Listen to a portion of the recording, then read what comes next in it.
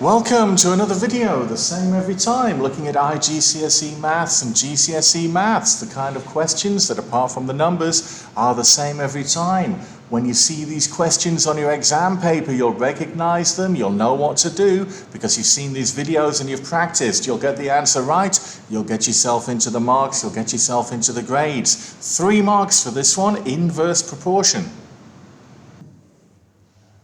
And just like the other questions that we've done in this set of videos, there are 3 distinct parts to the question, so there should be 3 distinct parts to our answer. 3 lines in the question, and the first line, y, is inversely proportional, so we see the words inversely proportional, and then we know what to do. So we've got y as our first quantity, and then in the first line as well, cube root of x plus 5. Well, I've said in the previous videos, this is where people go wrong.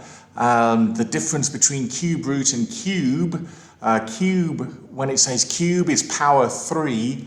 Cube root is the cube root. We'll see that in a moment. Also, some people just ignore that part completely and just go with the x plus 5. So you need to make sure that you are reading the first line of the question.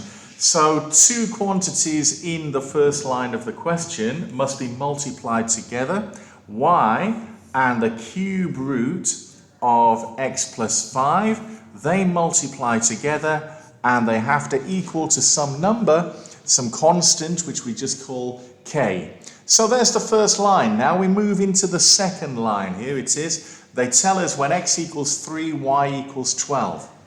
So everywhere we see y, we're going to put 12. Everywhere we see x, we're going to put 3. So 3 plus 5 is equal to k.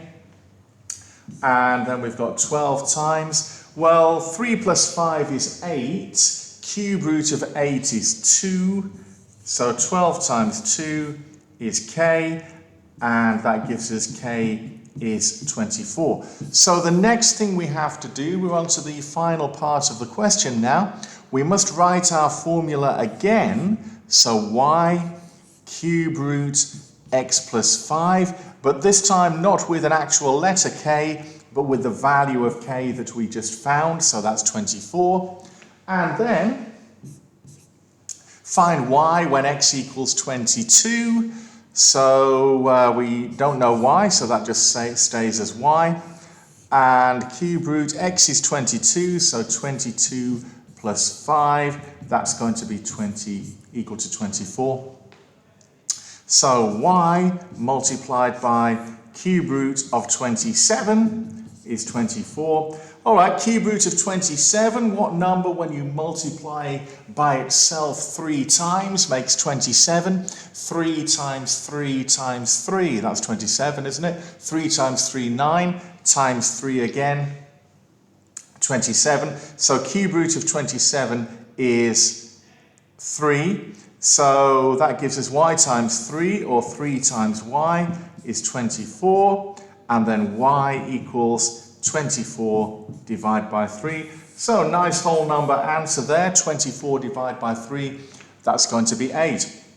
All right, the same every time. Learn how to do it, a little bit of practice. You see this in your exam, you know what to do. You get yourself into the marks, you get yourself into the grades. Worth 3 marks, that question. Those 3 marks are definitely worth having. I will be back with the next video.